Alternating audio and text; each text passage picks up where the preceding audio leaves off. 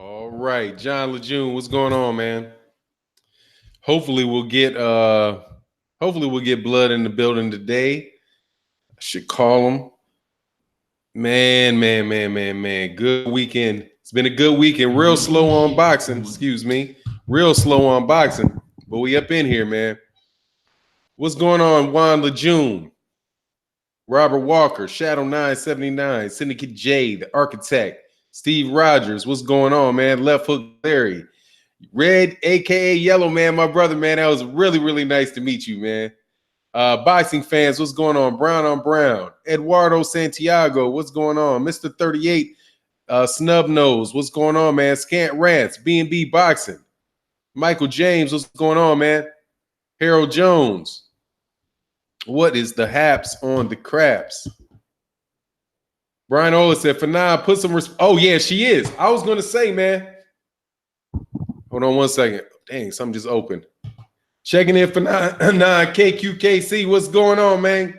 Yeah, man, I was going to say, man, I didn't get to see it last night because my wife got in town. Hey, Drew, what's good, man? Actually, you know what, Drew? I'm going to shoot you a link this morning, man, because I don't know what these other dudes going to be. If you feel like jumping on, hey, put your email in there, Drew, if you want to get on. If not, I understand. I just don't know what's going on with KQKC this morning. I hadn't talked to him yesterday, so I might be doing this Quesuelo. You know? Let me ask one question. Let me call and just check before I open it. But yeah, man, I was gonna say I think Amanda Nunes hey man, she's the top female fighter in the world, without a doubt. She's the top female fighter in the world, man. She's beat everybody. And she beat, well, I can't say everybody because I don't know what's going on Underground Asylum, because I can't really say that I know, a lot about who all the best MMA fighters are. But hey, man, she beat the tar out of Ronda Rousey. She knocked out all three of them. Knocked out Ronda Rousey, knocked out Cyborg, knocked out what's her name? Holly Holmes. You got to say it, man. You got to get a lady credit, man. And I hope that her name grows, because now the WBC. Oh, there you go. All About Boxing. There you go. All right, I'm going to hit you up. Yeah, she trashed the top women. That's something, man. You can't. Yeah, I'm impressed. I'm real impressed. Oh, Blood's on. There you go, Blood. I'm going to still put Drew Titan in this mug. Blood Boxing in the building. What's good, man? How you doing, Fanon, brother? How's everything going, man? What's going on with your Blood? Hey, man, I'm chilling. Can you hear me, my brother?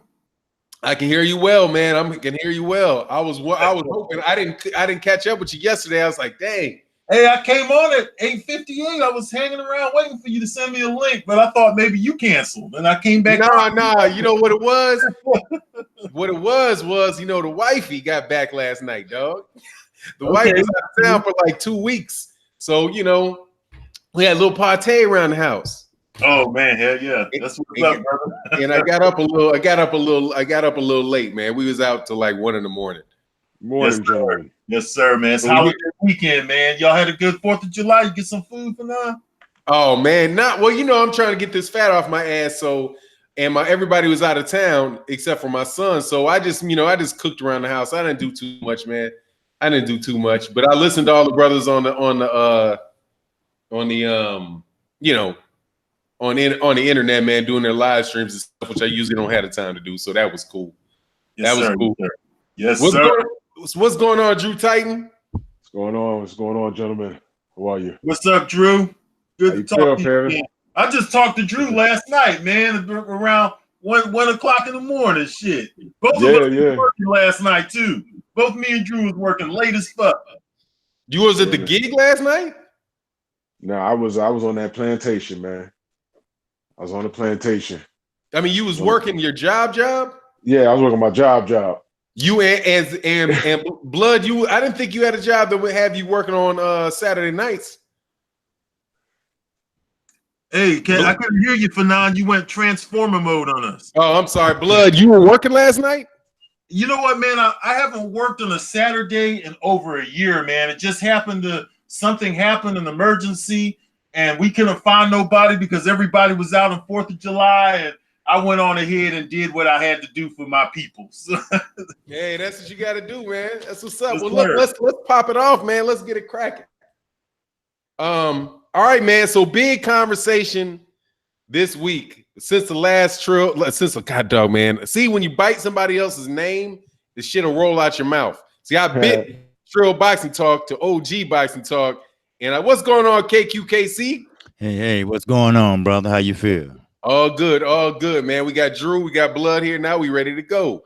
Yeah, I didn't get your I just looked and I jumped on. I didn't get the invite. You had to have, or you wouldn't have been able to get on. All I saw was you, Blood, and Drew. Bro, if you didn't get an invite, you wouldn't be able to get on. So you had to either click the link or you had to do something. Yeah, I clicked the link. Yeah, I sent you a link. I doubled up just in case you wouldn't get it. See, man, don't thinking I'm slacking. I sent you an actual invite and I sent you a link. You wouldn't. You know what you sound like, KQ? You sound like them dudes would be like, "Why you block me?" in the comment section. And I be talking to you. What the fuck you talking about? You block? I ain't blocked. I'm talking to you. Hey, anyway, I wanted to tell you, Fanon, I'm sorry, that I've been late to your live streams because I've been going down to Bloomington, my niece in the hospital, so I've been coming in late. Yeah. I'm sorry to hear that. That's about a 2-hour drive? Yeah, close to it. It's down there. Yeah, I know. I used to live in Bloomington. Yeah, Illinois State. That's by the university, huh?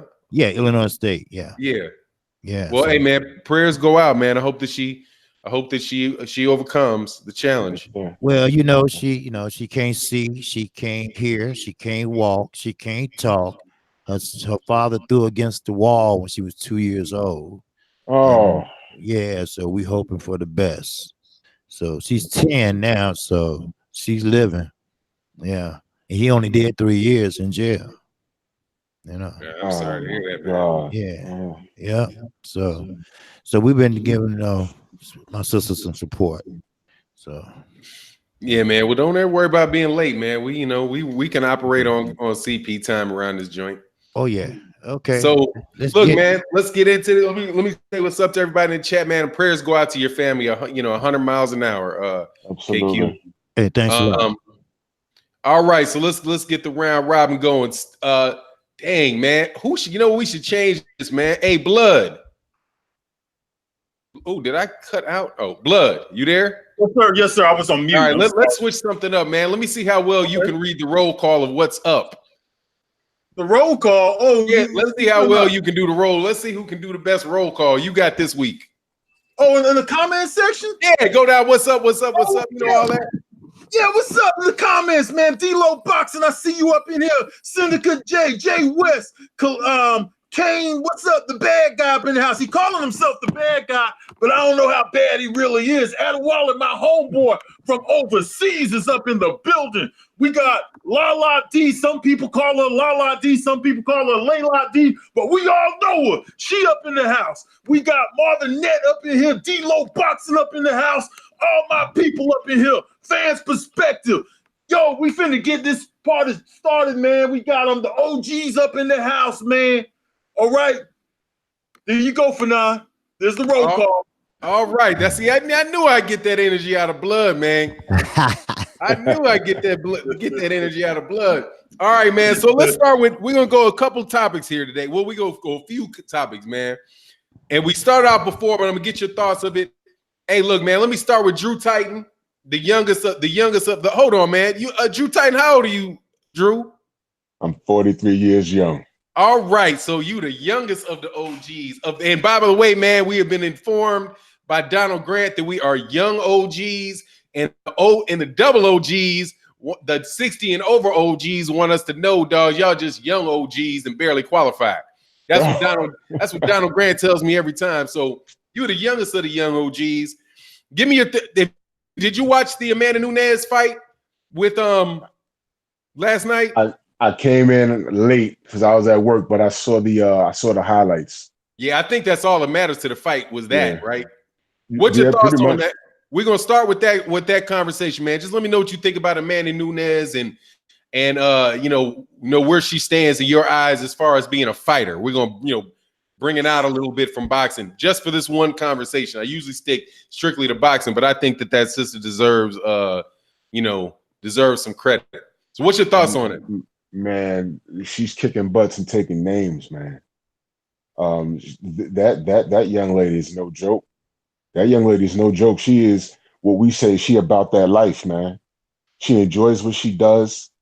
I don't even want to say above average skill. I mean, her skill set is on another planet right now, man. What she did to Holly, forget about it, man. Oh my gosh, man. I was watching those highlights. I said, what? Again, like when something crazy happens on fight night and I'm missing it, my phone starts buzzing in my pocket. I'm like, oh, something crazy happened. Few crazy things happen. But she, man, you know what? I'm going on record right now. She's Hall of Fame bound, man.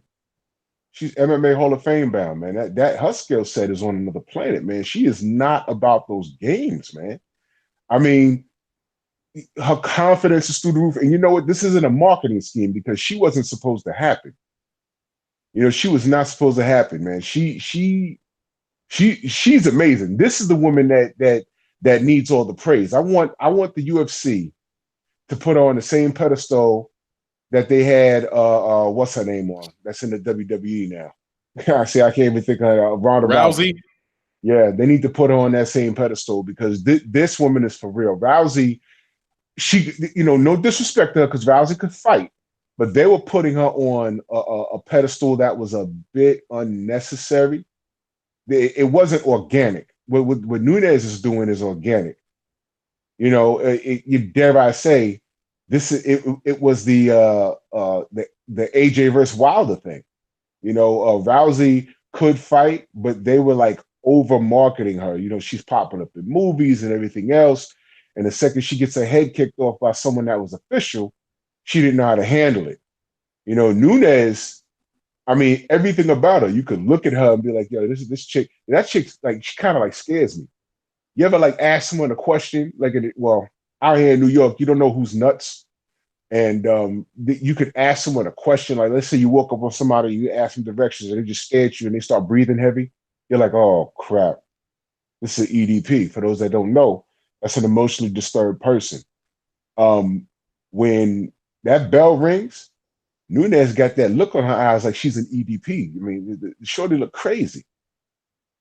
And but she knows what she's doing, man. And like I said, she's kicking asses and taking names, man. She's about that life, man. I really like what I saw last night. I'm just wondering what's next for her because she's cleaning things out, man. This young lady is no joke. That's my stance on it. Yeah, man. What's yours, KQ? Did you get a chance to check it out? KQKC. He's on mute. KQ, you're on mute. Yes, sir. I'm sorry. No, I didn't get a chance to watch it. I apologize for that. But I am familiar with Ronda Rousey and Drew Hills, right? I think they kind of like blew her up too much. And then when she fought real competition, a real fighter, a real get down and grind type fighter, she didn't know how to handle it because she didn't have the right fundamentals to deal with her. So, I mean, they pumped her up, put her on Ring Magazine for the first woman, whatever. And that kind of like went to her head in a way. And then she thought she just could beat anybody. Now, you can mean mug anybody all day you want to. But once you do that, you got to follow up behind that. Now, you got Wilder. He does that all the time. He got that face and that mean mugging, but when he get in there, he tried to bag it up, But Ronda Rousey, man, she couldn't bag it up. She didn't know what to do. She didn't know what type of move to do, And then now what happened? She went in hiding, shamed, Besides getting back out there with heart and go out there and try again. And that's what champions made of. But no, I'm sorry. She tried again. She tried again and got her ass whooped again. Okay. She tried again. She got in there. She got knocked out, but she got knocked out by Holly Holmes. Then she got in with Nunes, and it got uglier.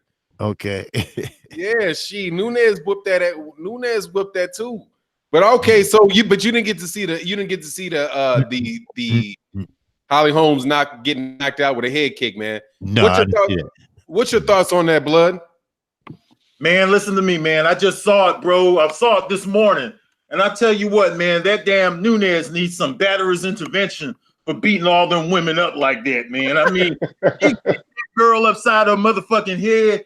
I mean, it looked like a angry boyfriend jumping on his girlfriend or something. One of them angry women beaters. That's what she remind me of, man. She be beating the hell out of these women, man. I mean, Amanda Nunes, I wouldn't be surprised if I heard later that she got some other kind of shit up in her, because she just make easy work of these women. And you know what took her over the top? When she beat Cyborg, because I always thought Cyborg was a dude anyway. She looked like, in my opinion, ain't no girl on the planet could fuck with Amanda Nunes, man. That's one bad bitch. Hey, I tell you what, I wish me and her was friends. Like I said, when I was growing up, I only met one girl in my life who could really fight with the guys and all of that shit. I'll never forget her. Her name was Lavonda over in Georgia. And she should be up in this. Too bad they didn't do this shit like, maybe 15 years earlier, because she would have been the top bitch up in this stuff, man. But Amanda Nunes, that's a bad girl, man. I love her. I heard she a dyke, but hey, she could come to my bedroom any day. I'll light it up with her, man. Seal the deal so I have somebody there to take my back every now and then. You know what I'm saying? That's one bad girl, man. Amanda Nunes, y'all got to give it to her. Y'all see when she put that kick on Holly Holm? Holly Holm just went on the ground and went in the submissive state, man. Any girls out there listening to this show, stay the fuck away from my girl Amanda Nunes. She will whoop your ass, point blank, period. And most of you guys out there can't beat her either, because most of y'all are pussies. So I'm just letting y'all know that y'all can't fuck with her. You know what I'm saying? That's my bitch anyway. That's what Hey, man, I didn't watch the fight, but I was watching Coach Shelton Harris in the what is it? Lions Den MMA community, LDMMC community. And he was talking about the weigh-in for that fight, man. He was like, man, both them chicks look anorexic and really, really drawn at 135 pounds. They look better at 147 pounds. So he said that Holly Holmes looked like, like she was just I think he said the Walking Dead. So, to see her get knocked out with one head kick kind of made sense, man, because they had been draining her down so much. But I already given my opinion on Amanda Nunes, and hey, man, I'm just really happy that she's doing well like that. Like Drew Titan said, I certainly hope that they give her the same amount of publicity, the same amount of push as they gave Ronda Rousey. And like Ronda Rousey was everywhere. She was everywhere, making all kind of money for not doing nearly what Amanda Nunes did. So we'll see if the UFC is really about it, or whether they trying to do a matchroom boxing out here and just try to do more show than go with the women's MMA. Because the truth of it is all of those girls that Amanda Nunes knocked out had more hype behind them. Cyborg thing, man. What's so sad about that whole thing? What you're saying?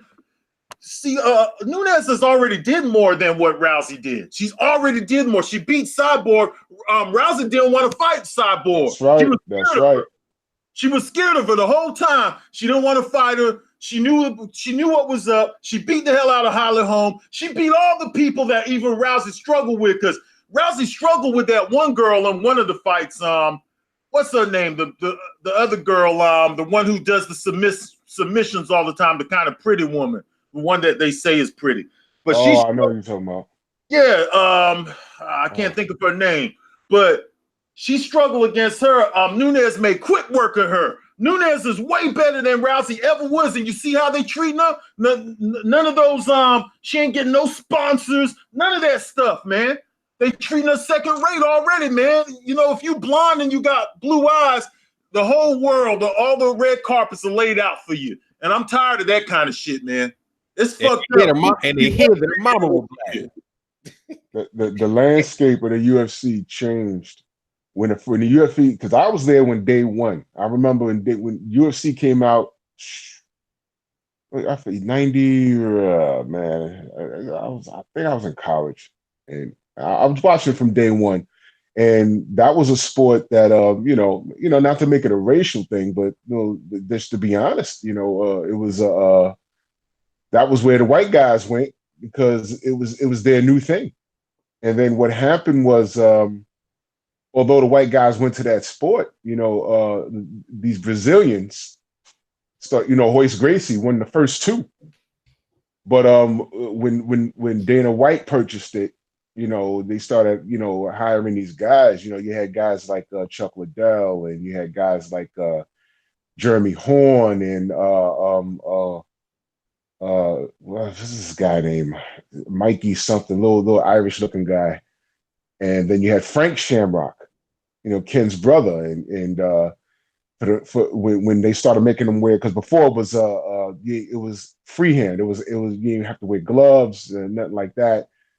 You had Mark Coleman, he was a nut, he was a steroided freak, and you had all these guys, and it was good for a little while, and then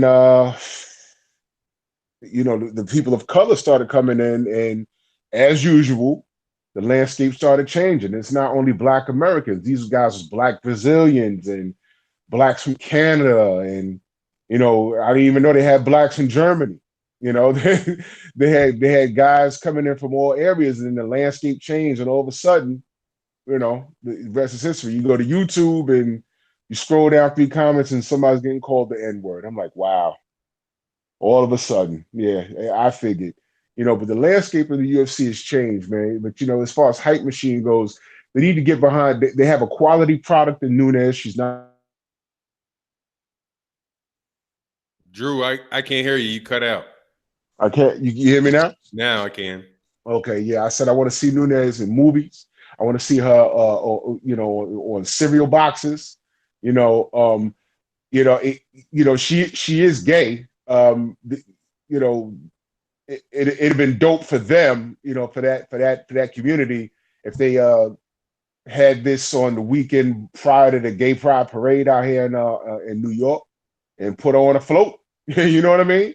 There's a market. What I'm saying is there's a market there for her. There's money there for her. I don't know if she's Puerto Rican, or I don't know what kind of what her. She's Brazilian. She's Brazilian. Man, there's a Brazilian I believe community. She's Brazilian. I know she's South American. There's a Brazilian community in New York. There's everywhere. Brazilians is popping right now, man. So come on, they got to get behind this woman.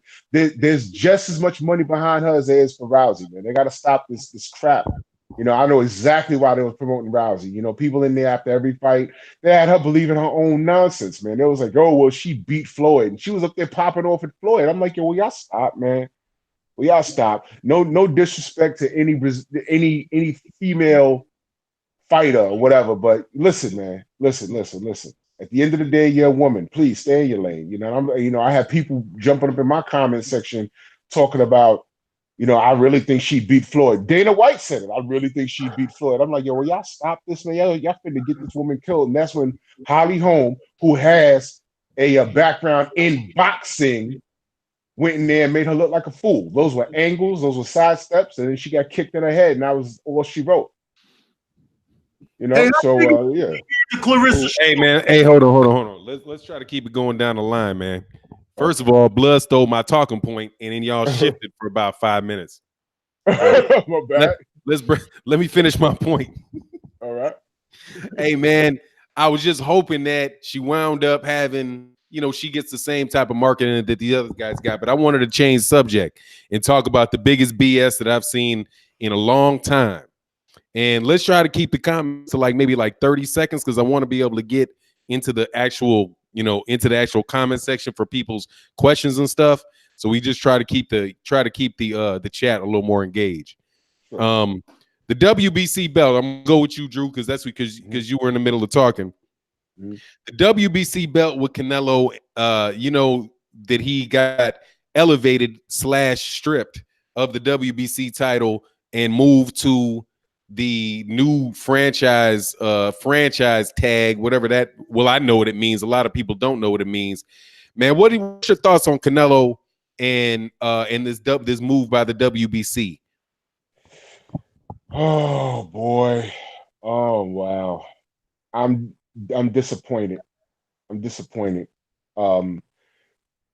First of all, what is a franchise title? You're gonna have to go through that because there's a lot of people that still don't know.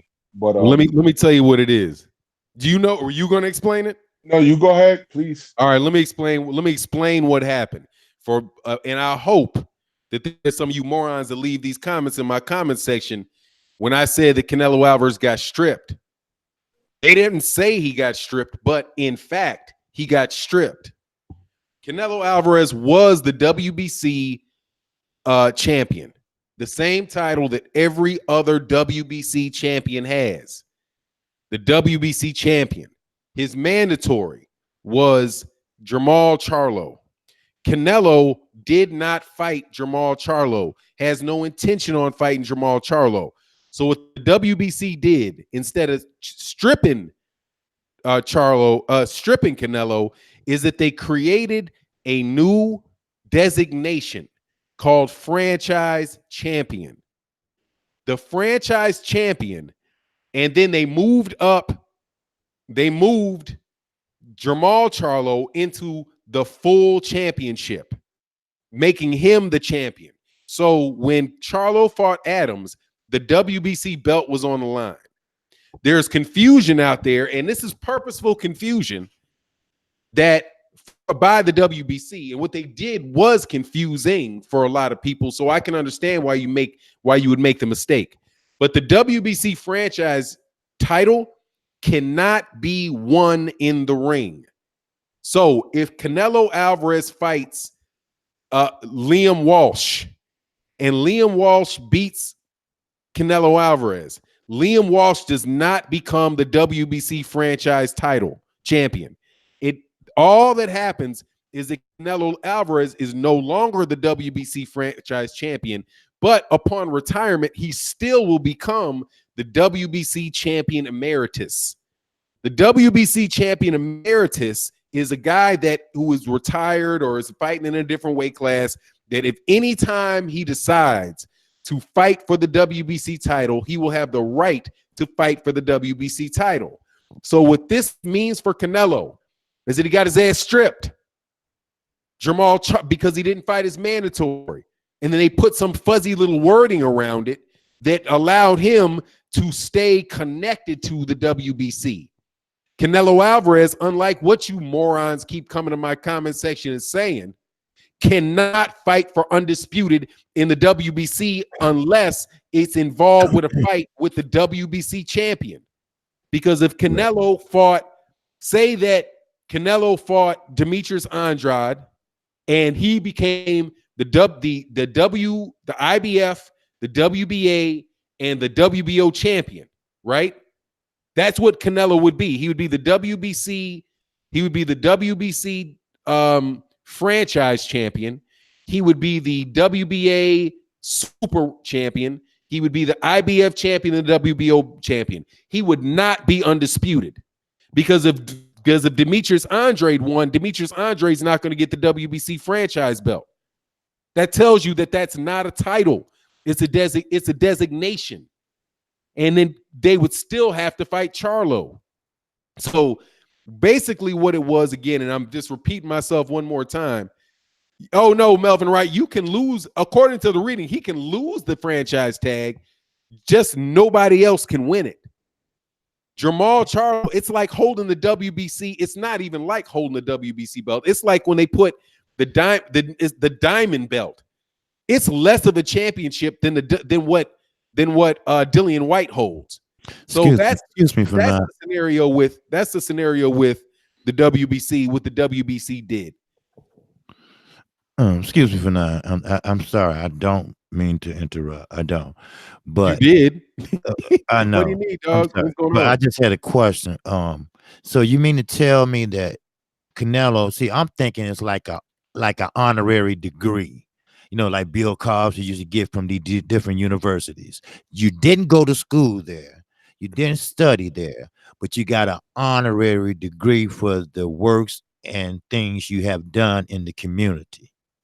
So is that something like you're saying? It's exactly what it is. All right. Because that's in the language. That's in the language of the rule. By the way, WBC rule 3.6, okay, of the WBC rules lays out what the franchise champion is. They just updated and installed that into the rules. But if anybody wants to know what it actually says, it is it's W3 rule 3.6 of the WBC rules and regulations, which were probably updated in July of, because now in June of 2019 version. But yeah, it's an honorary degree for all the things that he's done for boxing, and then he will become. Oh, said no, because when you get an honorary degree, you keep your real degree. Yeah, but there are some people, Layla D, that don't. He can't. Yeah, I guess I can see what you're saying. I mean, it's not an exact parallel, Layla D, but the justification for giving it to him is the same. But the justification is BS because they really just want the money, dude. Hey, Blood, are you familiar with how many times the Canelo has punked the WBC in the last couple of years? I could think of at least. I mean, you remember that time they tried to make that fake belt for him? That's one time, and he was pissed off at them. At least on 3 different occasions, he's punked them. He has a love and hate relationship with the WBC. Whenever he's mad at them, he lets them know real quick too. Like, look, fuck your belt. I'm above your belt.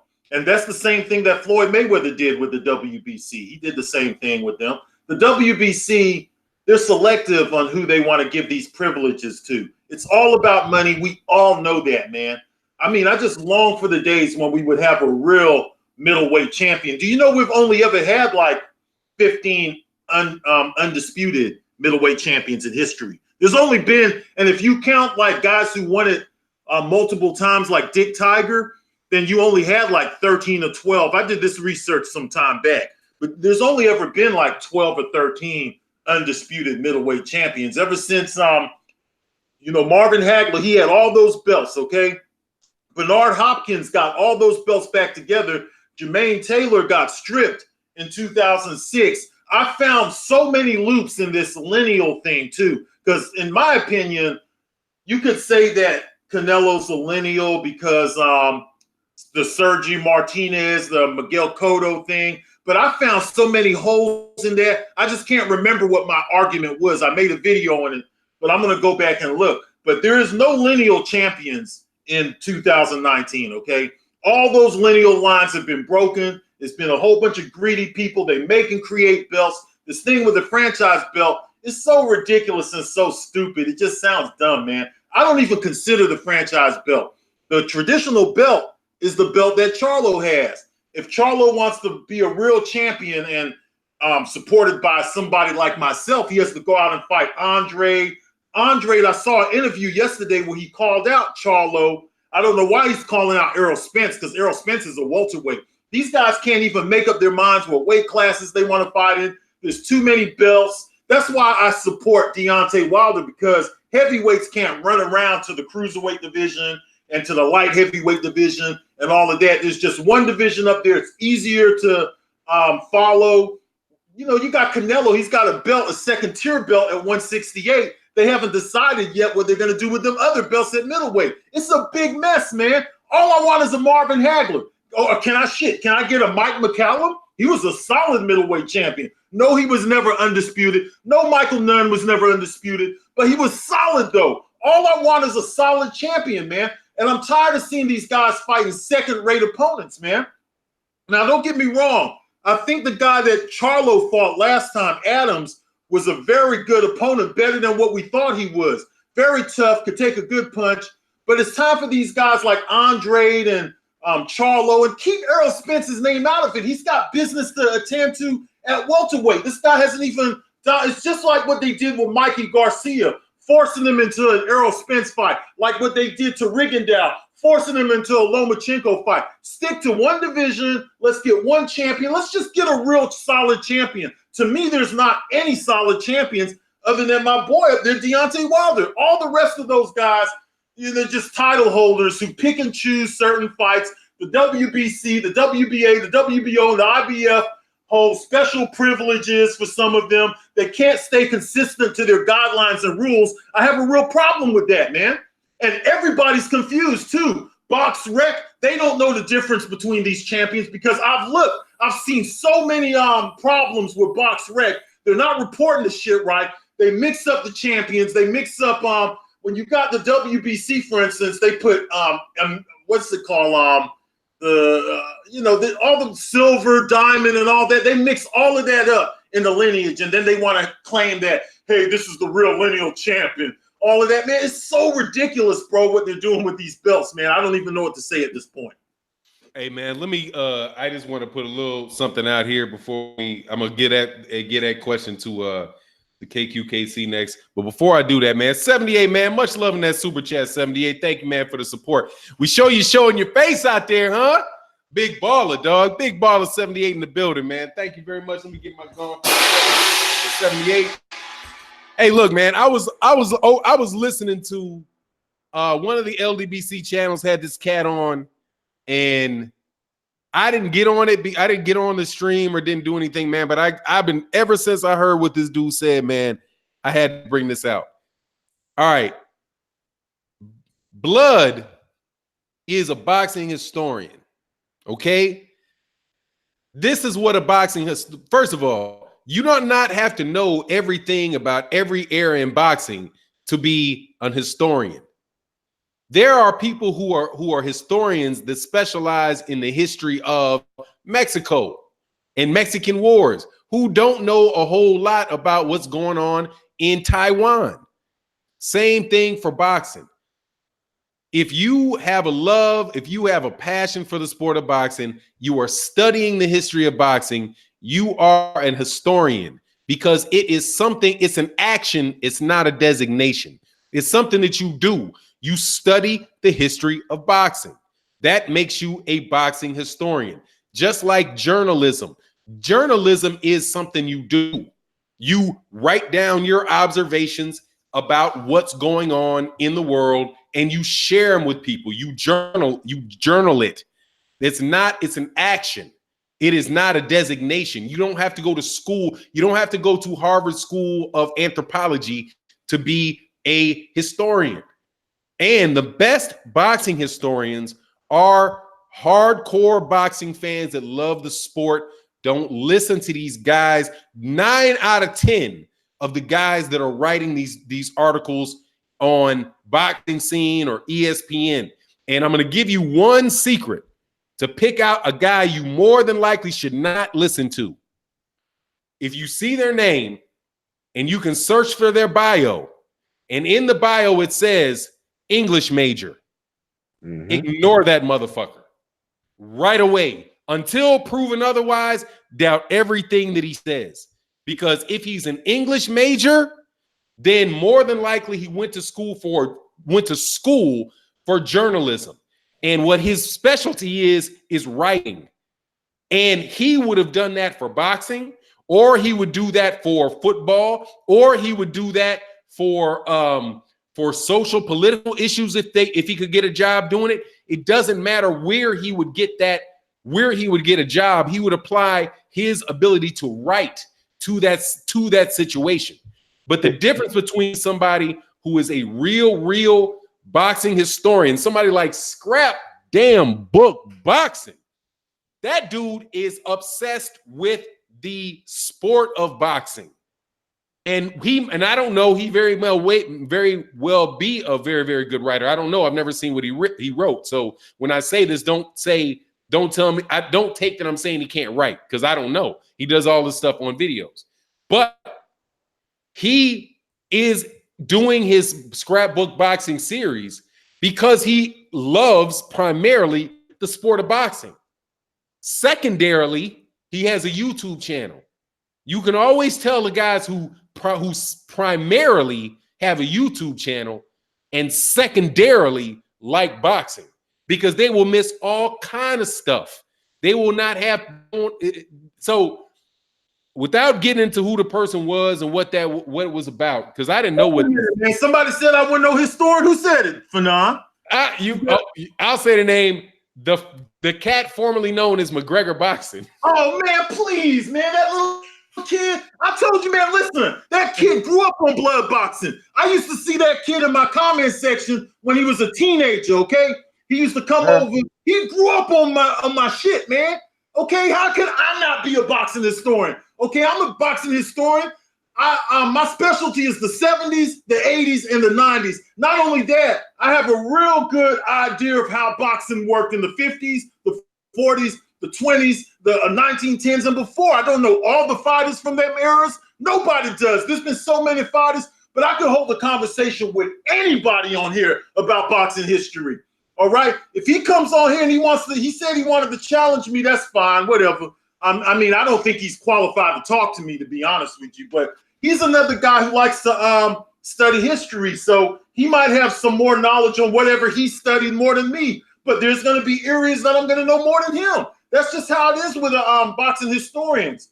Whatever you take interest in, that's what your specialty is going to be. My specialty is from the era where I held the magazines. I held the magazines from the 1970s through the 1990s. Unfortunately for me, when I was moving in 1999 to 2000, I had about 1,500 of those magazines, okay?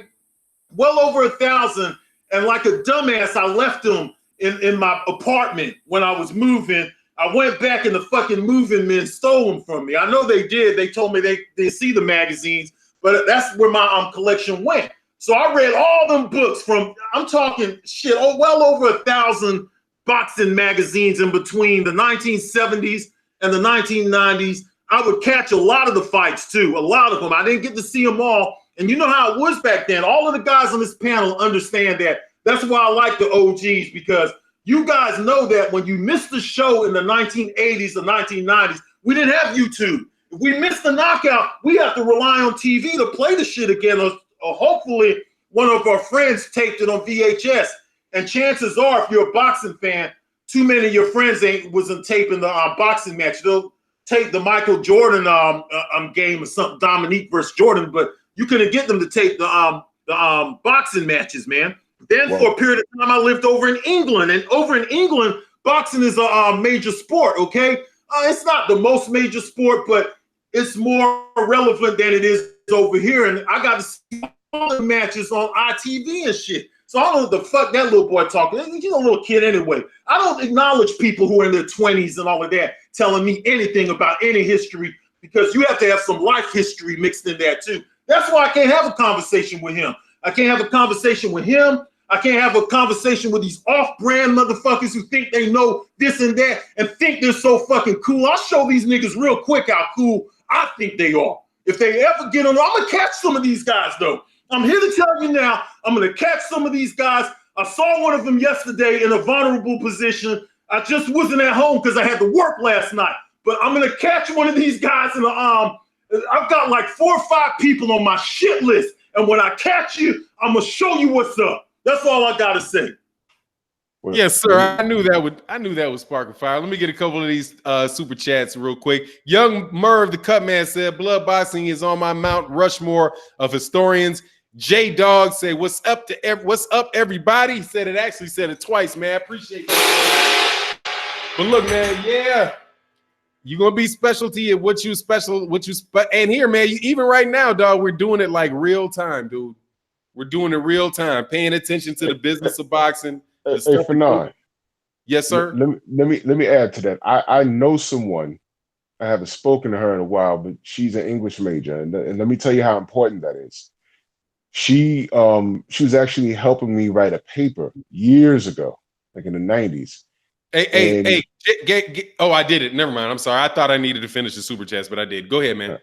Yeah, and she basically told me, she said, when you're writing a paper, you have to BS the person reading it. And I said, what are you talking about? And she wrote something, and it was like 3 paragraphs. And I'm reading it and reading it and reading. And I'm like, what's the point of this damn thing? And I got to the bottom. I said, what's the point of this? She said, I just gave you 3 pages of bullshit. And all it's about is a worm crawling underground. I was like, what? And it was so, you should have seen how this thing was written. It was so articulate. And it was the greatest thing you could ever read. But it was about a worm crawling in some soil. That's all it was. The point is, the point is these writers, they could be so nice at taking your mind. You would feel you have ADD, because sometimes people have a short attention span. You see, we live in a now society, and people go to YouTube to get the facts. People go to YouTube to get just to get to the point. You know, we come from an era where we had to sit down and watch the news and hope that the sports section would talk about the fight last night. You know, we had to wait. Like, you know, we come from an era where I had to buy KO magazine. I had to buy Ring magazine. And by the time we got the news, it was already like 2 months old. And we didn't know if those writers were writing it with a biased eye. Can you imagine how many Dan Raphaels they were back in the days? Can you imagine? And we just didn't know it. Can you imagine? You know, remember how the media used to treat Larry Holmes? It was disgusting, you know? So these are the things we had to shift through. And that's why what we do here in the LDBC is very important. I stress that because it's an unbiased eye. It's really an unbiased eye. We see the news, we put it out there, and people can make their own decision off of what we say. But, you know, I mean, listen, what we do here is very, very, very important. You know, but I understand exactly what you mean when you say these English majors, man.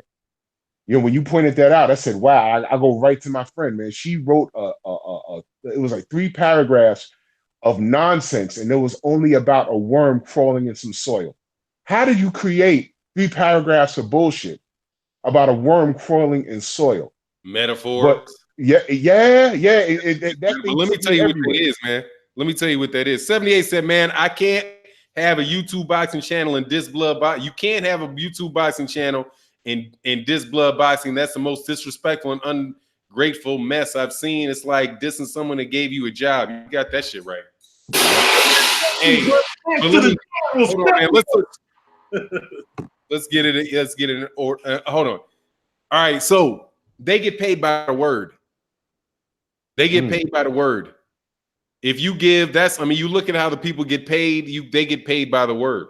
And I personally, my style of writing, I can't stand it because I'm looking at the executive summary. I read their articles by looking at the first paragraph. I look at the last paragraph.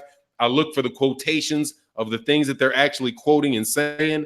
And, you know, they get paid by the word. They get paid, and the people that are paying them get paid by advertisement. When you see the little like WBC advertisement running on the side of their deal, they also get paid, you know, through access to promoters and all that type of stuff. It's just, I mean, you really have to take everything they say with a grain of salt. You have to take their opinions. Well, you don't have to. I would suggest you take their opinions, separate the facts that they're giving you from the opinion that they're sharing. If you just look, like in your example, if all you looked at and said, okay, a worm crawled through the mud, that's the fact. All the other stuff it's metaphor, it's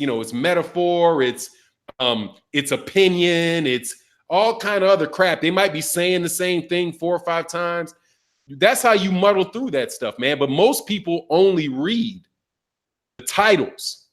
Yeah. They don't even read the actual article. They just read the title. So they know that. So they're in the title, they're giving you what it is that they want you to think. But let me switch on to another fight. I'm gonna go to my man KQKC on this one. I need some predictions today, man. We're gonna do predictions for Thurman versus Pacquiao. Now, KQKC, don't wiggle out the question, dog. I need a specific. You gotta hold down KQKC like this.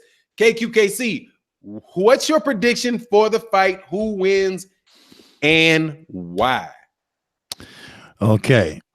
My prediction is Thurman will win. This is the reason why. Okay. Thurman, yes, he is 10 years younger. Yes, he does give a lot of lateral movement. And so do Pacquiao. But Thurman is a thinker. He's a student of the game or the sport. And he utilized that to study his opponent, like he did Sean Porter, and like he caught on to how Sean Porter thinks. Every time he stomp like that, he's about to make a move. What type of move you don't know, but you got to be prepared for it. Get your defense up. So things like that would get him over the hump. Now, as far as the knockout, I don't know. It depends on if you can catch Pacquiao coming in. Pacquiao come in with throwing flurries. And, okay, you could throw 10 flurries, but maybe one or two might score. But all it is just pretty much throwaway punches in my eyes. Now, the reason why Pacquiao will not beat Thurman is because the simple fact is that Pacquiao, yes, he's still a great Hall of Famer. Yes, he had many wars, he did this and that, and he looked good in sparring. I'm not going to take that away from him. But, sometimes when you get older, just because you still feel good and everything, you still lose that step. You still can make that mistake. You're not too old or you're not too experienced not to get caught, because all the best ones get caught. We have seen that. Blood, everybody has seen that in the past. The good ones always get caught. It doesn't matter. And I think Pacquiao don't know what he had into, and Thurman's thinking the same thing. Well, maybe he seen me at the Josecito Lopez and thought I was rusty or thought I was easy to beat. So they probably drawn up the game plan against that. But you can't go about that. It's just like riding a bike. Keith Thurman, yes, he was rusty, but once he get back on that bike, then it comes back to him. Now, that was just one fight coming back after a long hiatus. But now, he all that comes back to you, especially when you've been in the amateurs and put up the fundamentals, and all that sticks with you. That never leaves. That's why most trainers, they don't go back 3-10 fights. They go back maybe 1 or 2 fights to study a fighter. Because a fighter doesn't change the way they fight. They don't. Not in no 1 or 2 fights. But they will. Change up maybe after a few months of this and that. But like Virgil Hunter said, I can't change a fighter in just 1 fight. What I do is I take what he does bad and I try to minimize it. Then he says, well, I take what he's good at and try to maximize it. So therefore, I think Keith Thurman gonna maximize his skill and his ring IQ. I like that, dog. You need to get an English. You need to get an English degree. Whoop their ass with that. Whoop their ass with that, dog. I like that. That's a good. Yeah. So you got Thurman because Pacquiao old and Thurman gonna adjust, maximize, and take advantage. Yes, sir. Ring IQ. Yes, got sir. that. Like that. Chris Young, hey man, much love in the super chat. He said, salute to the family. Now let's pass the donation plate this Sunday morning for Blood's sermon. Yes, sir. Hey, and pass that over there on Blood's live streams, man. Blood, definitely, if you're not, you guys got to be subscribed to Blood, but if you're not subscribed to Blood, you're missing out, man. That dude he gives it to you raw. He gives it to you raw and uncut. Toot Robinson said, respect the OG, salute to the game, salute. Thank you, sir. Toot, I'm going to do the Cash App for you, too. So, I don't have it. Actually, I have the Cash App to give money. I don't ever had a tack Cash App for donations, but I'll do the Cash App. I just don't feel comfortable putting cash going like into the chat and putting it there. But I did listen to what you said and what you prefer, man. So, I will respect your wishes, sir. Lawrence Johnson, well spoken from the trainer's perspective. And also there was a question before I pass this to I think Drew. Will be Somebody asked why there's not drug testing. Let me give you just a real quick, let me give you guys a real quick explanation about drug testing. And when you hear all this VADA stuff, like why aren't Keith Thurman and Manny Pacquiao signed up for VADA? Because VADA runs the WBC clean boxing program. They're fighting for the WBA. So if you don't hear that they're VADA testing for a WBA belt, don't be alarmed just because of that. If they're not being tested at all under any protocol, then you can be like, what's up? Why aren't you doing drug testing? But it seems to me, because there's been a lot of marketing and there's a lot of, and the reputation is that VADA is the best testing protocol, that it's the only testing protocol. WBO tests under USADA, I believe, maybe USADA. I believe that the WBA uses USADA. The IBF might use USADA. The WBC are the people that use the clean boxing program. So if somebody's fighting for the IBF, they have to use the testing protocol that is determined by the IBF. So if you have a problem with WBA fighters not using VADA, go complain to the WBA and say, WBA, we don't believe your testing protocol is the most efficient. We want you guys to use VADA, but don't get on the WBA guys for not following the rules. And before y'all talk shit, go read the damn rules. It's not that hard. It's not that complicated. Stop listening to media dudes tell you things about what the rules are, because they get it wrong 9 times out of 10. Just go look up WBC regulations. Spend a little time, read them, and then you'll know what the rules are, and you'll know that a lot of these journalists have never read them. They're not going to take time to write when they writing 15 paragraphs about a worm going through the mud. So, Drew, what's your take on the Thurman Pacquiao fight? Who do you have and why? Well, I'm gonna logically, well, my logic, you know, I know some people might take my head off for this, but I'm gonna go with Thurman. I think he's really getting up for this fight. Don't believe that that last performance he had. You know, he was rusty, but he's getting up for this fight. He's really getting up for this fight. He's gonna talk. He's gonna live what he talks in this fight. Actually, kind of worried for Manny in this. This might be Manny might quit in this corner, man. Manny might quit in this corner. Those same things that we celebrated, that most people celebrated for Manny having, you know, those odd angles, the footwork, and you know that powerful left hand. Those are actually okay. Just try and hear me out on this. Do you remember how special Roy Jones Jr. was in his prime? Realistically, for those that don't know, for those that have not ever trained in the gym, if you as a boxing coach try to train a fighter to do what Roy Jones did in his prime, you will get thrown out of the sport of boxing. Everything that Roy Jones did fundamentally was absolutely wrong. And you will be training your fighter, if he's not a natural athlete like Roy was, you'd be training your fighter to get pretty much killed in the ring. And when Roy's abilities left him, we saw how the rest of his career went.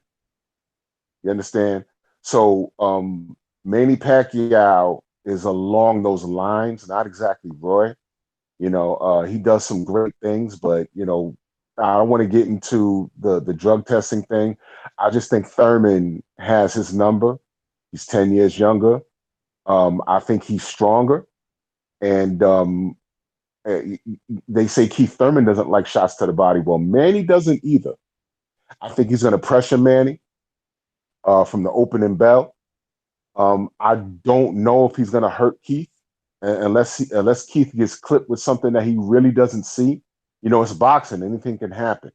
But the footwork can give Keith some problems. But I think you're going to see him back Manny up. And Manny does not do good going backwards. You're going to see him back Manny up. He's going to try and bully Manny. You know, now again, this is boxing, man. He can surprise us, and he could cowboy up and hurt Keith, but I just don't see that happening. I think Keith is going to back him up. He's going to cut the ring off.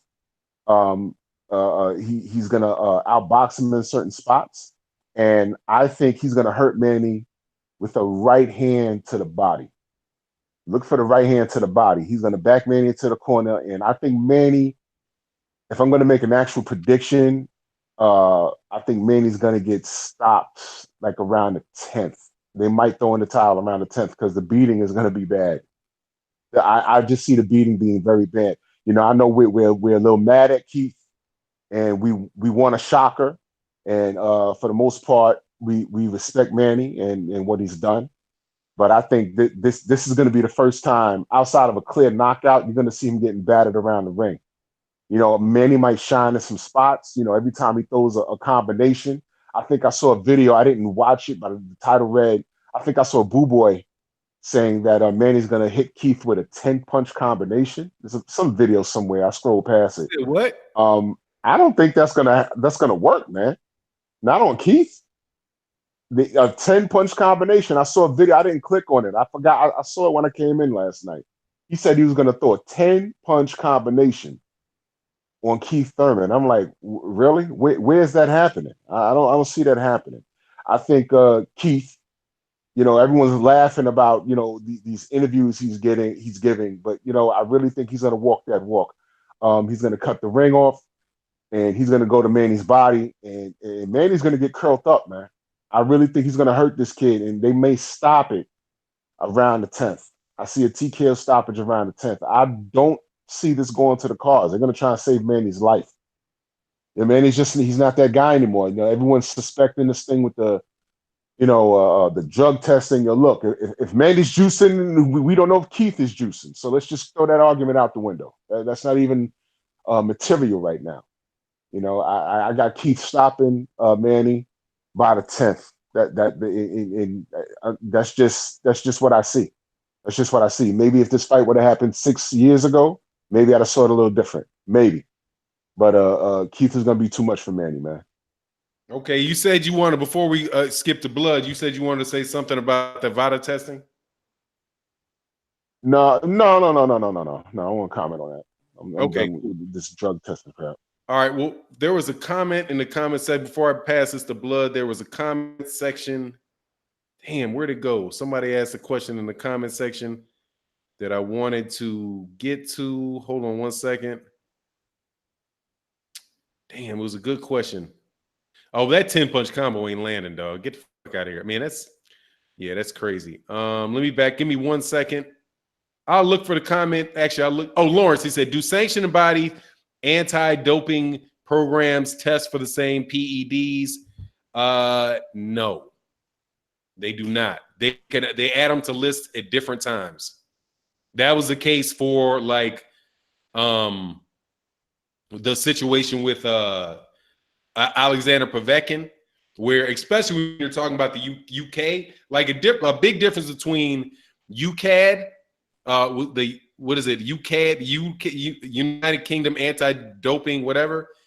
The reason that Billy Joe Saunders got popped dirty was because they allowed the drug them to use these guys out of competition, right? So VADA has drugs on there that you can't ever use. One drug with VADA, you might not be able to ever use it, right? In competition or out competition. In Europe, they allow you to use those drugs out of competition, which is basically, from what I understand, with the cycling on and cycling off of drugs, like saying it's okay to use it. So there are a lot more. So there's definitely, whenever you have two different organizations, you're going to have, even if you have testing for the same drug, you can have different ways that they had different exceptions for them. So, for example, testosterone therapeutic use exemptions, they don't give them at all in I don't think they give them at all in New York anymore, but in Europe they let them have them. So that was the controversy around the rumored therapeutic use exemption for testosterone for Anthony Joshua, and how if he came to fight in the United States or in New York or in Vegas, definitely in Vegas, that he wouldn't be able to do that. because they were like, nah, we don't give a shit about you having low testosterone. You can't get up in this ring with that. But they'll let that go on in the UK. So yeah, there's different stuff. Like, there's not a lot of standardization in boxing. And that's I think that's another big problem with the different sanctioning bodies, is that you don't have any standardization. Like, one way that my father explained standardization to me when I was young in IT was railroad tracks. Like, when you're building a railroad system, no matter who's laying the tracks down, no matter who's building the car, the wheels on the train, the rails have to be the exact same length. Because if I built if I say I'm building a railroad ties, or I'm laying tracks, and my tracks are this wide and your tracks are this wide, you never be able to get off that cycle, because you can't, because it has to work for every train throughout the nation.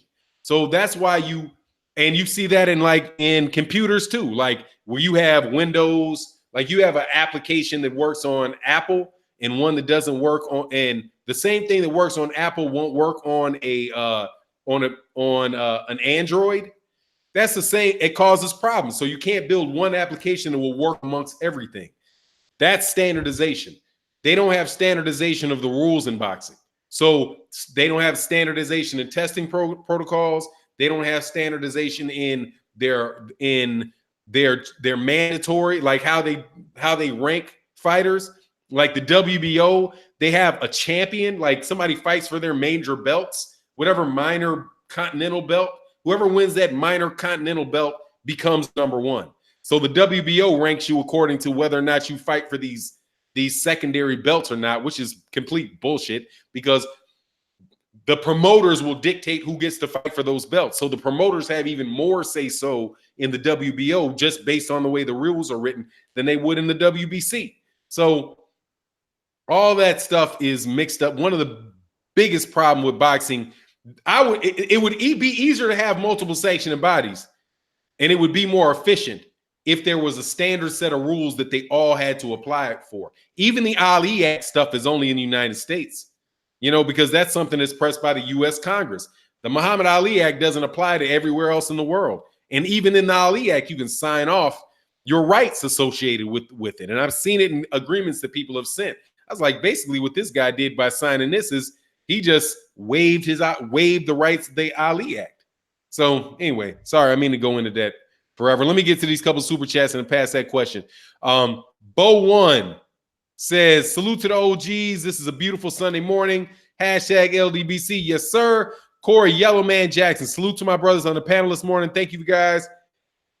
Thanks for what you guys put into these live streams, man. I believe it's our pleasure to do so. Love talking boxing. Let me do something real quick, and then I'm gonna pass that Thurman Pacquiao question over to. Oh yes, I missed one. Patrick Scott said, "Great discussion, bros. It should be a great fight between Pac and Thurman. I don't care who wins. I just want a winner to fight Spence Porter win next, and not Garcia winner. If Garcia fights Garcia, I doubt that Mikey Garcia gonna fight Danny Garcia. But what's your take on the Thurman Pac-Man fight, Blood?" Well, I think that the big difference is the fact that they don't have the VADA testing. In fact, I'm not sure if they have the advanced testing at all. I'm not sure if they're using USADA, because some of those fights did not use USADA. See, the thing about the whole testing thing, I'm not aware of the specific drugs, but I am aware of the protocol and the guidelines utilized by the doping agencies. It's the same standards that I've been employed in for 15 years. It's smaller agencies working under a larger agency, because VADA and USADA use the same laboratories, which are all under the WADA protocol. I know that's confusing. And then from there, they both have different sets of doping control officers. Well, USADA is the U.S. anti-doping. WADA is the world anti-doping. Well, it operates under WADA's protocol, though. They use. I was just saying. I was doing the acronym so you could see, so they could see one is international and the other one is national. Okay, right. Blood. Oh, no, hey, let Blood finish. I already cut him off once, and then I'll go right back to you, KQ. No, they do. They use the same. You can look it up. I've looked it up several times. They use the same laboratories. Okay, they're under the WADA protocol, the USADA and the VADA, and they both utilize the doping control officers. And once again, I've said it several times because I've been dealing with Manny Pacquiao for years. All right, doping control officers in USADA gave certain exemptions to Floyd Mayweather. Like for instance, one time they went over to his house. This man had a fucking needle in his ass, taking some kind of IV or some shit. He got away with that. Certain fighters and certain promoters, they build relationships with these doping control officers and shit like that. I did a whole bunch of research on this. Doping control officers, these people only make $55,000, $60,000. They get paid kind of like what I get paid in my job, with about $55,000 a year, okay? So they're not rich, all right? So if they could get a little bit of money under the table, then they'll take it. We don't really know. If they're going to have advanced testing, then they need to do it for all the fights. They need to utilize the same protocol for all. But, you know, like you said about standardization and all of that, man, it's all mixed up and messed up. But what makes the big difference in this fight is that Manny Pacquiao gets to, you know, do his thing like he did against Ricky Hatton. I know he's 40 years old now, but if he was smart, he'll use every drug he can as an advantage to Keith Thurman. I don't care about Keith Thurman because I don't like nothing about him. I don't like his corny jokes. I don't like his stupid smile. I don't like his fucking ponytail. I don't like anything about Keith Thurman. Nothing except for his wife, which I might take, you know, a couple of nights for myself. But anyways, I still think that Manny Pacquiao's too far gone past his prime, all right? Because, you know, he's been through a lot of fights. He had the fights with Marquez. I've been covering him for years, man. This guy's still going out there and fighting young fighters, which I give him some respect for that. But he needs to take every advantage that he can.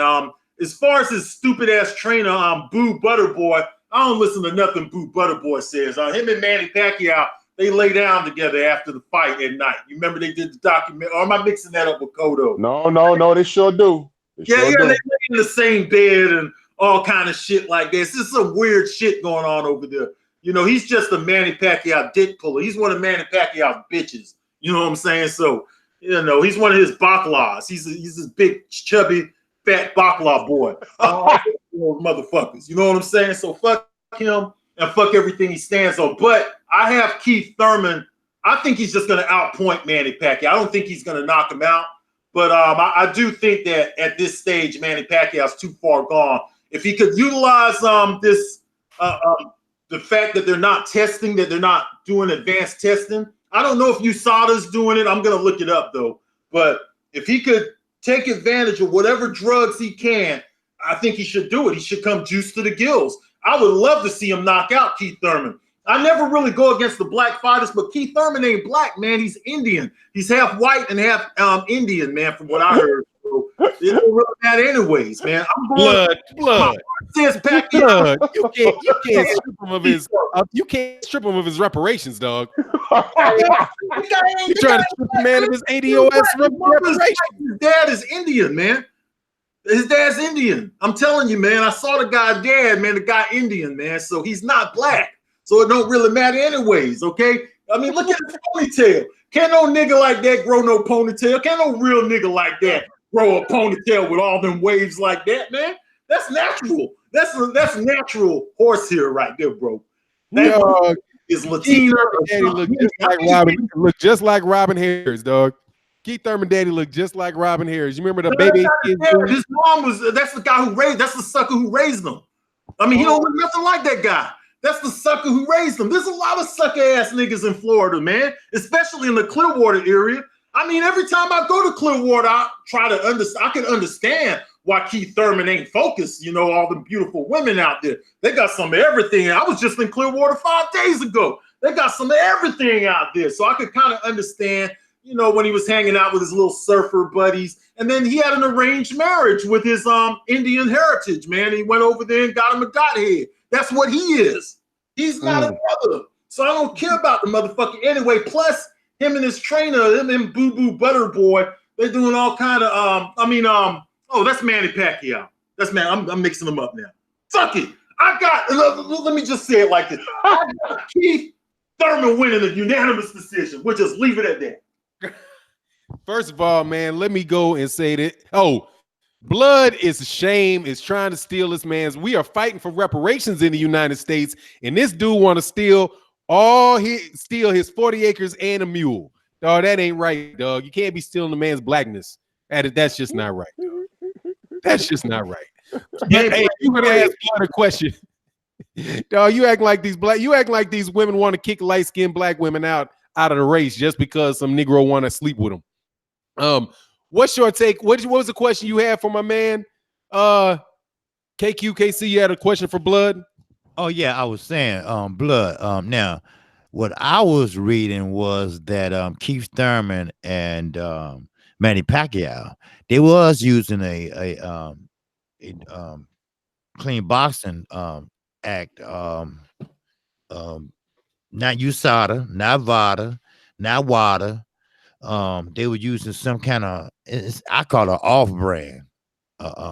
So you might be right. It might be a little entity of a big one, you know. So they might be under the USADA umbrella or WADA umbrella or whoever, because I never heard of them before, but they say they use it.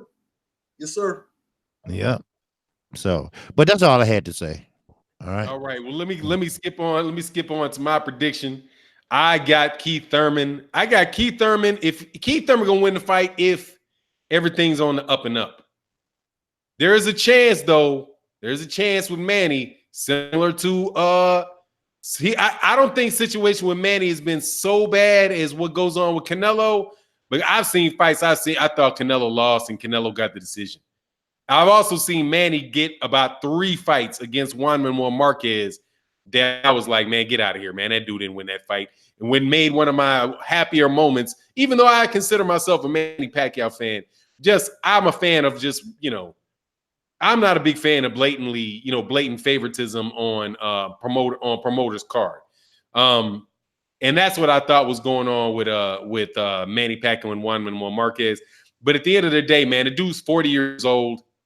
You know, and the thing that bothers me is I keep hearing all these cats talk about him as if he's not 40 years old. And if you continually put your money on fighters that are over 40 years old, you are working against Father Time, and eventually that shit's gonna fall in your face. Okay? You don't keep winning forever. Manny Pacquiao is not the greatest human being ever to walk on the face of the earth. Keith Thurman ain't no joke.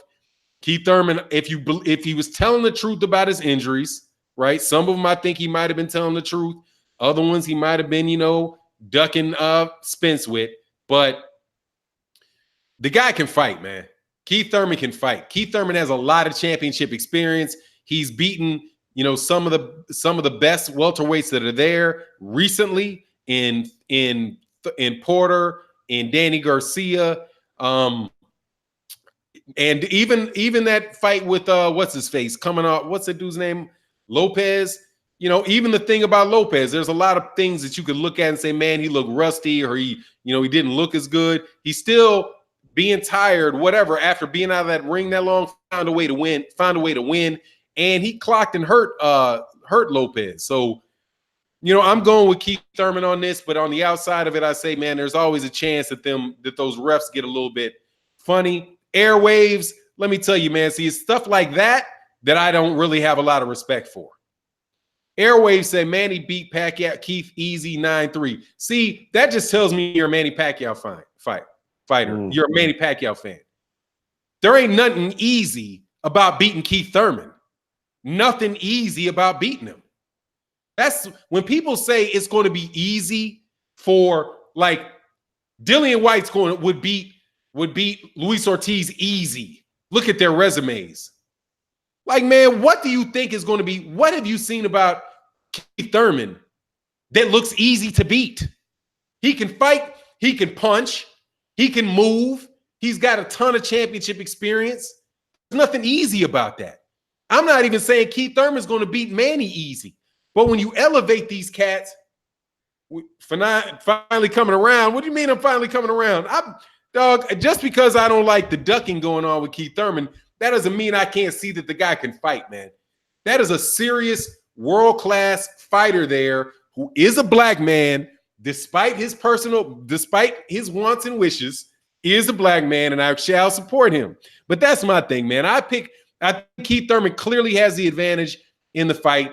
I don't think Manny Pacquiao looked dominant against Adrian Bronner. He just won rounds because he was more active. But that was Adrian Bronner. And before it was Lucas Matisse. And he lost to Jeff Horn. I mean, any guy that's going to have life and death with Jeff Horn is going to not any, man. Styles make fights, but come on, man. Keith Thurman is not Lucas Matisse. Keith Thurman is not Adrian Bronner, and he's damn sure not Jeff Horn. And honestly, at welterweight, he ain't Juan Manuel Marquez. I'm not going to favor somebody, man. If you said Keith Thurman versus Juan Manuel Marquez right during the time that Juan Manuel Marquez knocked out Manny Pacquiao, I'm taking Keith Thurman over Juan Manuel Marquez all day, even though I think that the dude's a good fighter. And I know that triangle shit don't always work or doesn't ever work, but I'm just talking about it as the quality of fighter. This is the highest level of fighter that Manny Pacquiao would have faced since Floyd Mayweather. And before that, Juan Manuel Lopez. This is Juan Manuel Marquez. This is a huge step-up fight. This is a big step-up fight for Keith Thurman in level of competition. And I don't know if it's a really, really big step-up in competition for Keith Thurman, because Keith Thurman fought Danny Garcia and Keith Thurman fought Sean Porter, and both those dudes are excellent, excellent fighters. So, yeah, man, y'all thinking that everybody thinks I hate on somebody because I'll say, like, you hate on Terrence Crawford because I don't think he'll beat Errol Spence. I just don't think he's going to beat Errol Spence. I could be wrong. I just don't think he will. But that doesn't mean I hate the dude. You guys so many people in boxing deal with it's either hot or cold, on or off. You know what I mean? Like either the chick is a dime piece or she's a booger bear. No, dog, there's some badass chicks that ain't ridiculously fine. And there's some, booger bears that got some nice things on them. So, call it like you see it. Got to take it as it comes. Let me move to the next. Hey, man, what were we going to get on, man? I forget. Oh, there was a comment in the comment section. Oh, we're at the stage where, man, we let cats make, I know what I was doing. I'm sorry. I'm all over the place. I'm going to hit these super chats real quick. Christopher Jordan said, blood is a preacher past the plate and leave your wife, Thurman. Stefano Martinez, much love in the super chat, sir. And yeah, we got Patrick Scott. So that's what's up. We're up to date on that. All right, man. Last topic. We're going to start with KQKC. Tyson Fury, Deontay Wilder,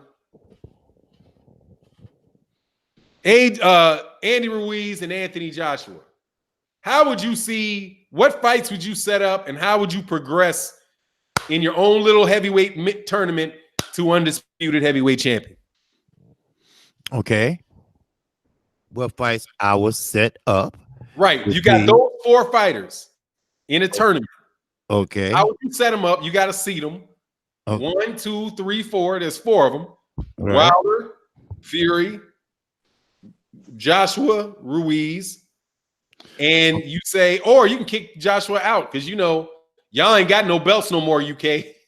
Yeah, but he got a rematch. So put him in there, man. You get to seed those 4 fighters. So you got your first round.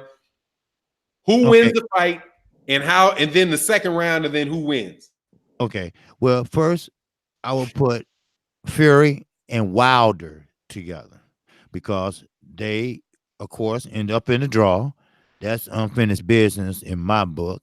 Somebody had to put them together and they have to fight. Somebody had to come out the winner. Now, I'm not going to get into that lineal, this and that, because he doesn't have a belt. But I bet if he beat Deontay Wilder, he gets a WBC belt. But anyway, I would have that first. Okay. Then Ruiz and Anthony Joshua. Rematch clause right there. I'll put them in right after whoever can negotiate first, get the fight done and the deal first, and which I think Anthony Joshua and Ruiz probably. It's your tournament. This is fantasy, dog. It's your tournament. Oh, okay. You negotiating it. Okay. And they're gonna. It's a tournament structure. Just 1, 2, 3, 4. That's it. They're fighting. Okay. Well. Okay. Like I said, Deontay Wilder and Tyson Fury, they rematch clause or whatever. Okay, let's get it done. Have a ain't no unification fight, but just have it on the fight rematch. Then I will put Andy Ruiz and Anthony Joshua in for that unification fight. It's a rematch. Then those are only 4, right? Those are the 4, yeah. I mean, I get it done. Just that makes it simple so we can get through it easy. Okay, now what else you want me to You gotta tell me who's gonna win those 2 fights. Oh, okay. And the guy that fight in the next round, who wins that? Okay, now. Okay, the first 2 fights. Okay, I think Deontay Wilder will win that fight. Okay, he will beat Tyson Fury. This time he won't play around. He won't he got used to his style. Cause rematches to Deontay Wilder are normally easier. He finishes his opponent faster. If you look at the Thurman fight, you look at that one. He took care of that no problem, faster and in good form. Then Anthony Joshua, he will lose this fight again. This rematch, he will lose. Why? Because for the simple fact he's not ready. Now, I'm not saying he's not ready physically, which he's not, but I'm saying he's not ready mentally. Now, sometimes mental does mess up some people's heads when they get knocked out, like Adrian Broner. Adrian Broner still won't let his hands go after that Marcos Maidana fight. But I get that. But Anthony Joshua, I think he had more issues. I think he had more like pressure on him mentality wise. So therefore, they're gonna be Ruiz and Deontay Wilder in the finals in my book, and they will fight a unification fight for all the belts in the heavyweight division. Winner takes all, and I think the winner of that fight will be Deontay Wilder. Thank you. Sounds good. What about you, Drew? Okay, who's in there? We got Wilder. We got you say Wilder, Fury, Ruiz, who and Joshua. Who's that? Yeah. AJ. Who that guy? Oh, all right. Yeah, that guy. Right. You know, the guy that was hanging out, the guy that was hanging out in that same sex area in New York, getting cussed out by fans. All right. Starting bracket. Since AJ's at the bottom of the totem pole, I think they would definitely put him in a rematch with Ruiz. And no, it's you. Oh, me. You are doing this. I'm not. I'm doing this. Okay. You get to say what happens. Okay. So wow. So I would have to put AJ in the ring with Ruiz and get that out the way so he can get his head knocked off. And for those that don't know, Ruiz beats AJ. He's going to beat him again. This was not a Lennox Lewis situation where it was a one-hitter quitter where Lewis got hit with something that he didn't see. This guy was getting knocked around the ring due to styles. This wasn't a one punch and, okay, I made a mistake. I'm gonna fix that. No, this guy was getting knocked around the ring. And now, if you don't know, there's a soft spot behind Joshua's ear now. There's a soft spot there. Anybody who's fought knows what I'm talking about. It's a soft spot there now. Okay, you clip him there, fight's over because the equilibrium will be gone. It's very weird. You get hit there, you're dizzy for about a good 20 seconds, and even if you get up, you feel like you're walking on the wall. All right, so that's done. Then obviously we got Fury versus Wilder. I said it before, I'll say it again. This time, Wilder will make the proper adjustments. And he's going to go in there and clap Fury by the 6th or the 7th. Then we'll have Ruiz versus Wilder. And I think Wilder will clap Ruiz by the 5th round. I honestly think that. And this is no shade towards Ruiz. I like the kid. I knew he was real before anyone was even paying attention to him. Okay. But I got Wilder coming out of that fantasy tournament.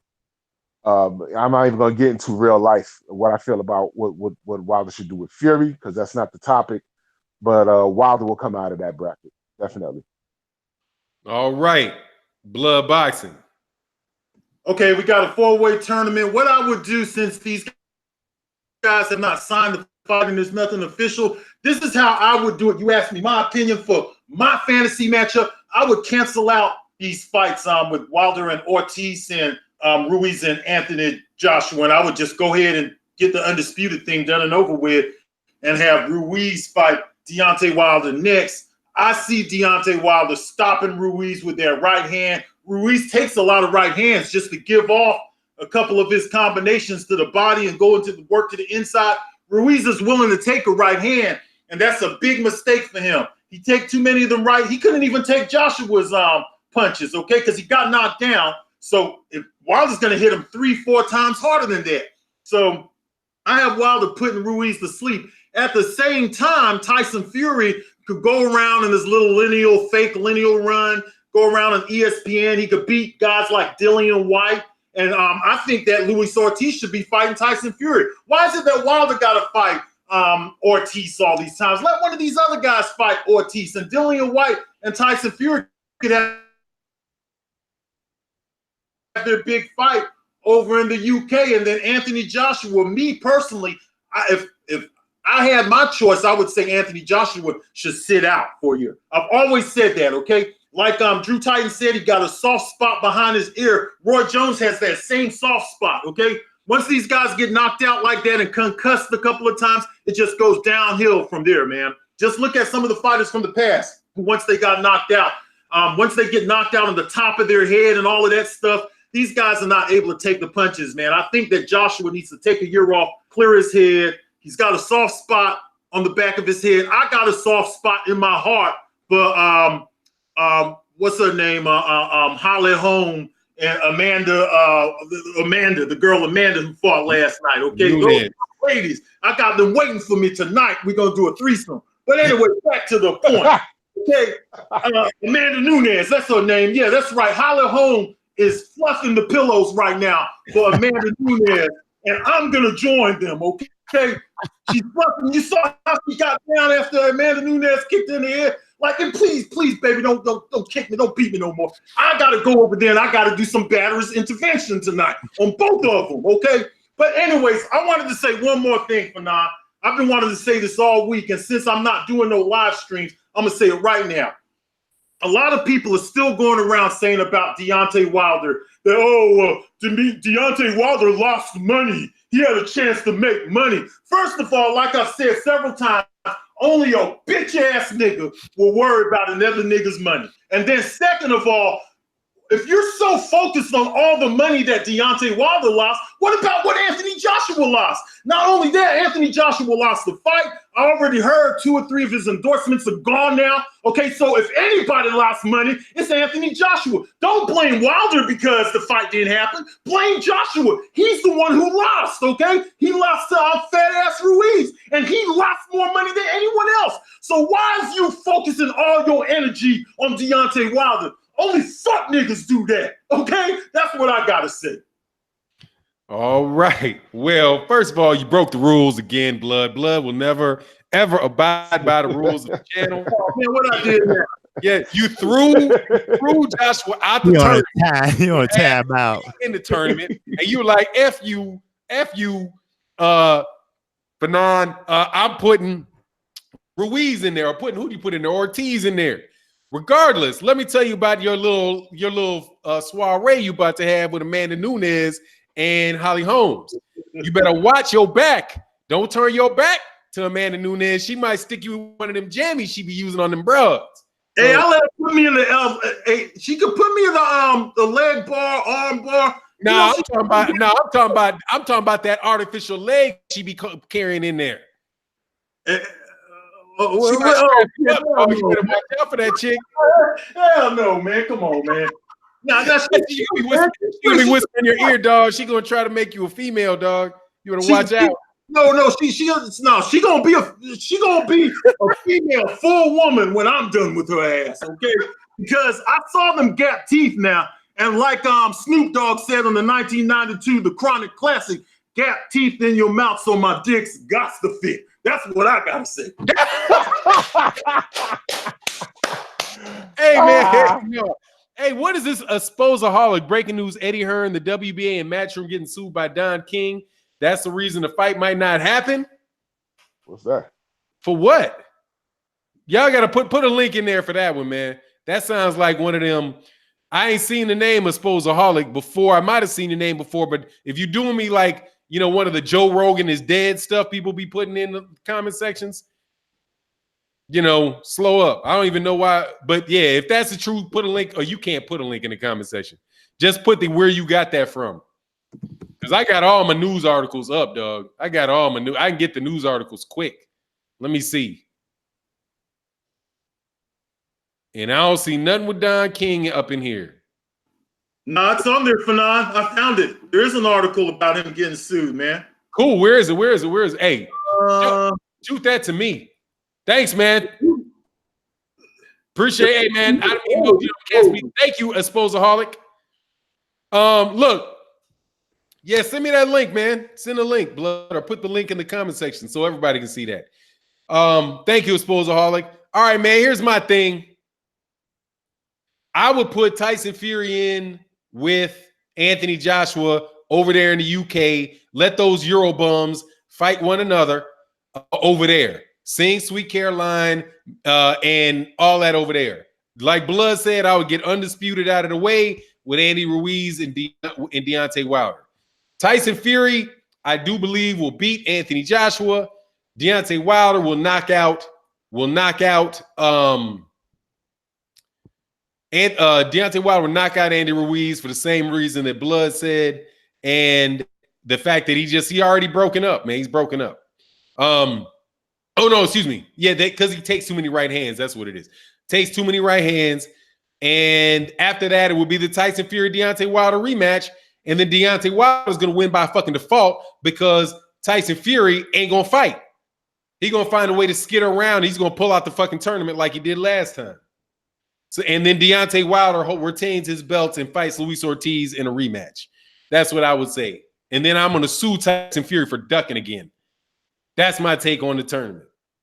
But wow, if Don King sued, if Don King suing, put it in the comment section. Let me see it though.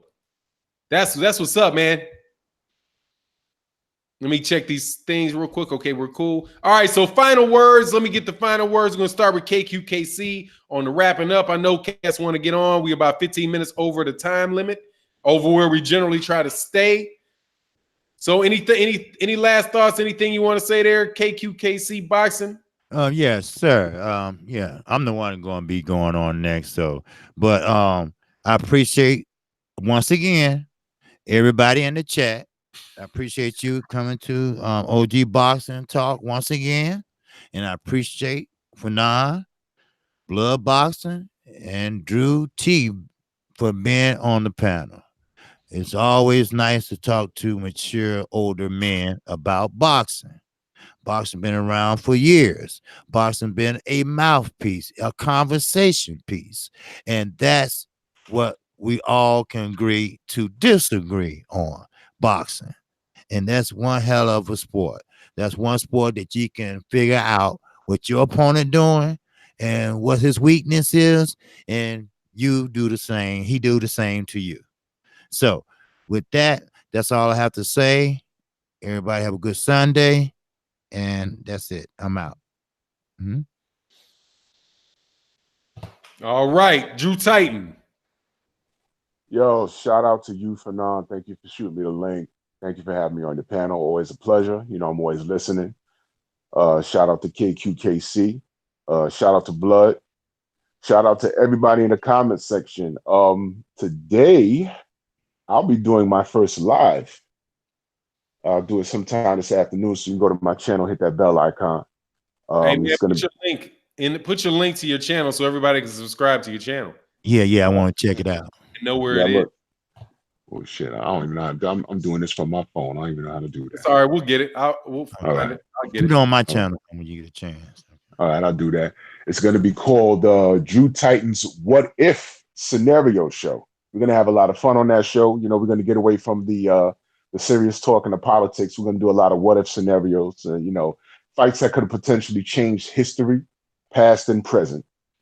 And we're gonna have some fun on that show. Me and Blood, and I'm gonna get Mike Biggs Mike Biggs Boxing on the line. And yeah, we're gonna have some fun. We're gonna do that sometime today. So I don't know what time yet. It's funny the cats never invite me on their fucking show with Blood. What I do wrong? Nigga KQKC just the Sunday before last had a whole fucking OG boxing talk without me on the channel. You inviting Blood, ain't invite me. What the fuck I do to y'all? Y'all be like, thank you. Thanks for letting me on the channel for now, but fuck you. You can't come on, man. What is that? I did not get invited to anybody's channel I put on my channel. No, what I'm gonna do is see. What I meant was, and he still ain't inviting me. Like, yeah. He's like, let me tell you though. Nah, dog, you can't come. It's gonna be a lot of cussing, Fanon. You don't want to come to that show with all that cussing. You and everybody else. I just don't do it a lot on my channel because I'm a nerdy kind of dude with my channel. But that's okay. I will go on your channel and act a fool. If you want me to make you lose your monetization, I'll be more than happy to lose it for you. Oh, well, you know what? I'm the place for that. I'm the place. And you know, when I go live, I hope your day's free because I'm gonna go hit this gym real quick. It's a leg day. I'm already annoyed. So yeah, we're gonna get live. So I'm definitely gonna shoot you that link when I go up. Definitely. So it'll be you, Blood, Mike Biggs, and whoever else is available. We gonna have some fun. I got some questions on some what ifs, man. I got some questions. So yes, shout out to you. Shout out to the entire LDBC. I'm gonna go squat this 400 pounds like I'm 20 years old again. And I'm gonna see all y'all brothers later. One love. All right. Peace, bro. See you later. Go ahead. We'll go ahead, Blood. Somebody else that don't ever invite me on their channel. Blood Boxing. Hey man, but I don't never be on live hardly, bro. You know, you could come to my channel anytime you want, for now. Anytime. Yeah. You know, hey, anytime.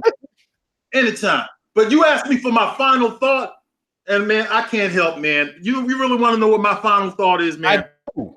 About Amanda Nunes and her. What you gonna do? It's that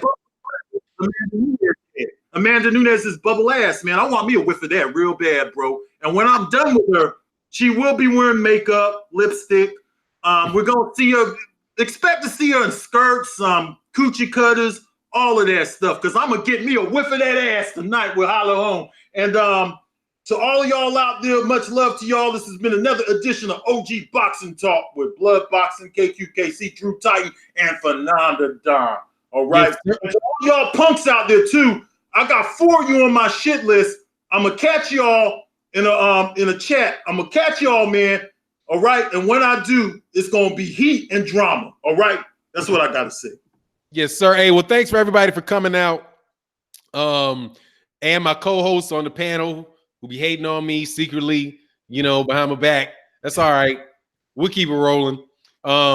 Thanks everybody for coming out. Definitely check out. I put a link in the description for Drew. I should have written Drew Titan, but if you see this link that's that is his channel. If you go to that, he got 34 subscribers right now. Let that man see if we can get that man up to 50, you know, before the end of the day. And we'll start plugging for his channel now. Now that I ain't got nothing to do with KQKC, he's big time. He's monetized, got his 1,000 subs, you know, all that. So, you know, we don't need no more commercials for him. He on his own. But we got to build up another LDBC channel. Make sure these cats, you know, can know the truth, man. You know, spread the strength. And that's my man, Drew Titan. So check him out, man. Please go subscribe to Drew Titan.